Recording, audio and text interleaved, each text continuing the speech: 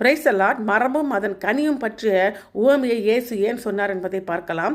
லூக்கா 6:43-45 நல்ல மரமானது கெட்ட கனி கூடாது, கெட்ட மரமானது நல்ல கனி கூடாது. அந்தந்த மரம் அதனதன் கனியால் அறியப்படும். முட்செடிகள் அத்திப்பழங்களை பறிக்கிறதும் இல்லை, நெருஞ்சி செடிகள் திராட்சை பழங்களை பறிக்கிறதும் இல்லை.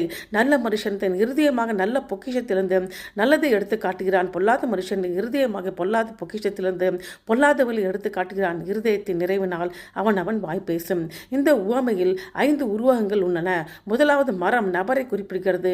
அது உள் இயல்பு மற்றும் குணாதிசயமாகும். ஒரு மரம் அது எப்படி தோற்றமளிக்கிறது என்பதை பொறுத்தே தீர்மானிக்கப்படுவதில்லை, மாறாக அது என்ன கனிகளை தருகிறது என்பதை பொறுத்தே தீர்மானிக்கப்படுகிறது. அதே போல் ஒரு நபர் பெருமனே வார்த்தைகள் அல்லது தோற்றத்தின் நாள் வரையறுக்கப்படுவதில்லை, மாறாக நிலையான செயல்களால் வரையறுக்கப்படுகிறார். இரண்டாவது பழம் கனி என்பது செயல்களையும் வார்த்தைகளையும் வாழ்க்கை முறையையும் குறிப்பிடுகிறது.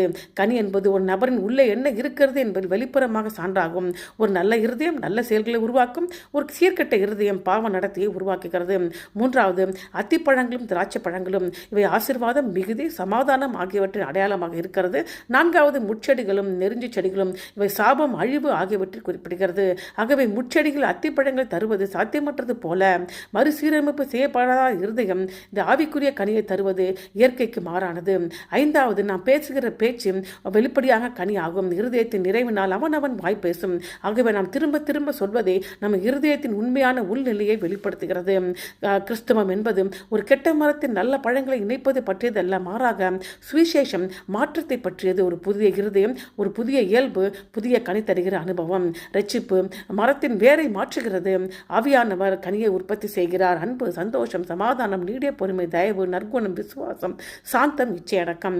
இருதயத்தின் கனி ரட்சிப்பின் சான்றாகும். ஆகவே நமது இருதயம் நல்ல நிலத்தை போல இருக்கட்டும், நமது வாழ்க்கை கனி தரும் மரத்தை போல இருக்கட்டும், நமது வார்த்தைகள் தேவனுடைய கிருபைக்கு சாட்சியாக இருக்கட்டும். ஆமென்.